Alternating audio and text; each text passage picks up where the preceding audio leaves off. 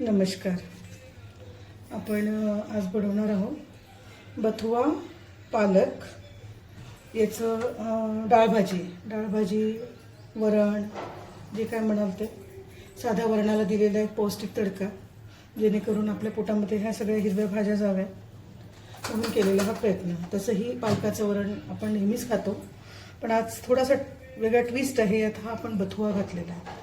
बथुआ हा हिवाळ्यात मिळतो आणि आयरन, कॅल्शियम आणि बाकी न्यूट्रिशन्स व्हॅल्यू त्यात भरपूर असल्यामुळे त्याला आपल्या आहारात समाविष्ट केलेलं पाहिजे. तर हा बथुआ त्यात घालणार मी कापून ठेवलेलं पालक बथुआ मी याला चॉप करून धुवून ठेवलेलं आहे. यात हे 2 टमाटर, त्यातच आपण हे घालणार आहेत 4 हिरव्या मिरच्या, हा कापलेला कांदा आणि हे लसूण आणि एवढं अद्रक, हे लसूण अद्रक आणि ही वाटीभर डाळ धुवून एक 10 मिनटं भिजत घातल्यानंतर मी त्यात हा बथुआ आणि हे सगळे जिन्नस कापून डाळीत घालणार आणि मग मी त्याला शिजवायला ठेवणार. आपलं हे सगळं तयारी झालेली आहे. 1 वाटीची डाळ आपण घेतलेली, ती आपण धुवून शिजायला घातलेली. 15 मिनटं मी त्याला भिजवून ठेवली होती. डाळीला भिजवून ठेवल्यामुळे डाळ छान शिजते, त्याच्यामुळे वेळ वाचतो आणि ती पचायलाही हलकी होते. आता यामध्ये मी जे 2 टमाटर घेतले होते ते मी यात घालणार.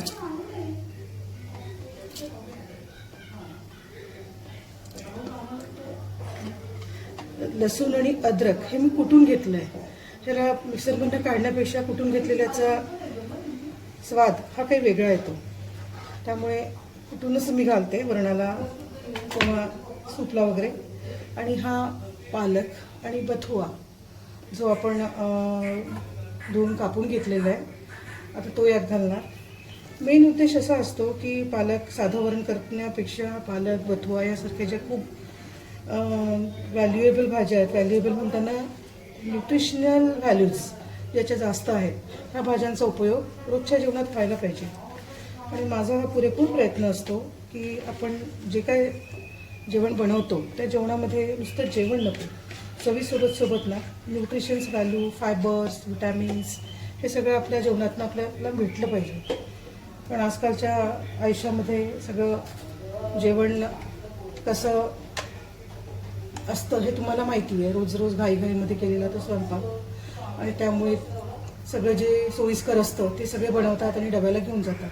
पण शक्यतो जेवणाच्या एका वेळेला असा डाळ पालक हा केलाच पाहिजे. माझ्याकडे रोज संध्याकाळी साधा वरणाऐवजी त्या वरणामध्ये कुठल्या ना कुठल्या भाज्यांचा समावेश असतो. कधी वांगी टाकतो, कधी दोडकी घालतो किंवा कधी हा बथुआ पालक, ज्याच्यामुळे वरणाची चव ते येणारच आणि ते हलकं पचायला. सोबत हिंग घातलेला. हिंग हा फोडणीत तर घालीलच, पण ह्याच्यात घातल्याची चव अप्रतिम येते. आणि त्यातही अजून एक महत्त्वाचा इन्ग्रेडियंट म्हणजे 4-5 मेथीचे दाणे, बस ना. आणि हा कांदा जो आपण 1 कांदा कापलेला होता, 4 हिरव्या मिरच्या त्यासुद्धा मी याच्यात घालणार. हे विचार करा आपण यात किती छान हिरव्या लाल सगळं मल्टीव्हिटॅमिन घातलं आहे, मल्टी कलर्स घातले आहे. जेवणामध्ये सगळे रंग असावे, त्याच्यामुळे सगळी जीवनसत्व आपल्या जेवायला पोटात जातात आणि औषधं खायची गरज पडत नाही. थोडी गळत घालते आणि आता याला छान 3 शिट्या येईपर्यंत शिजू देते, थोडा कमी करते आणि मग त्याच्यानंतर आपण एक शुद्ध तुपाचा याला तडका लावणार.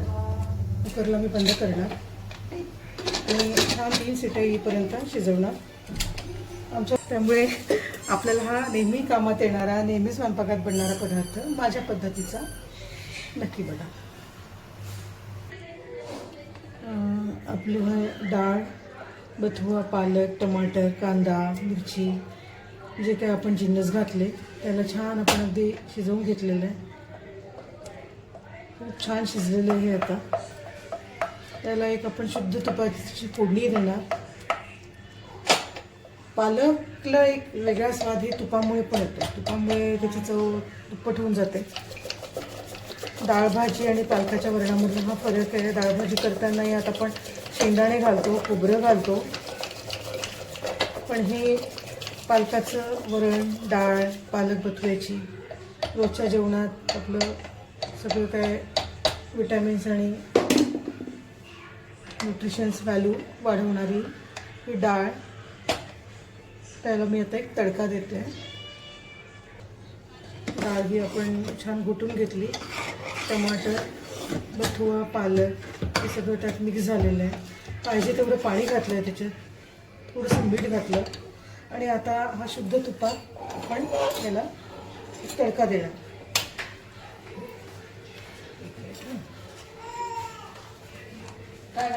या तडक्यामध्ये जिरं,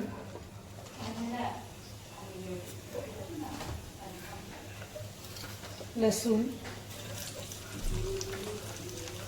तडक्याला लसूण असलं की तडक्याची मजा डाळीवरची खूप छान लागते. आपण दाल फ्राय दिला तर लसणाशिवाय किंवा लसणाच्या तडक्याशिवाय इमॅजिन नाही करू शकत. छान तडका अगदी कमी गॅसवर होऊ द्यायचा. हा लसूण पण छान कुरकुरीत होऊ द्यायचा, कारण हा तडका यात घातल्यानंतर आपण डाळीला शिजवणार नाही. गॅस बंद करून देणार आणि झाकण ठेवून देणार. मी गॅस बंद केलेला आहे.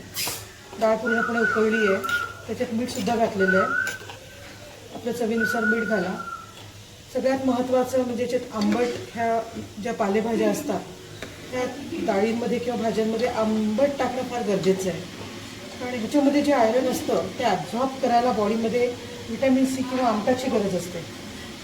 आणि त्यामुळे कुठलीही पालेभाजी आपण बनवतो, हिरवी भाजी आपण बनवतो, त्यामध्ये टमाटर किंवा आंबट लिंबू ह्याचा समावेश करावा, जेणेकरून आपण जे खातो आहे ते ॲब्झॉर्बेशनला त्याची मदत होते. बॉडीमध्ये आयरन जे आपण भाज्यांमधनं घेतो ते ॲब्झॉर्ब करायला व्हिटॅमिन सी लागतं किंवा एक आंबट मिडियम लागतं. याच्यामुळे ते बॉडीत ॲब्झॉर्ब होतं आणि त्याचे बेनिफिट्स आपल्याला पूर्णपणे मिळतात. आता मी हा जो तडका केला आहे हा मी या वरणावर घालणार आणि हा बंद करून देणार. आपलं हे पालक बथुआचं वरण एकदम तयार आहे. डाळ, वरण, डाळ तडका, डाळ भाजी, जे काय तुम्ही बोला. बघा हा जो तडका आहे लसणाचा, मिरचीचा, हा खमंग बसलेला आहे. त्यात आपण आता भरपूर कोथिंबीर घालणार.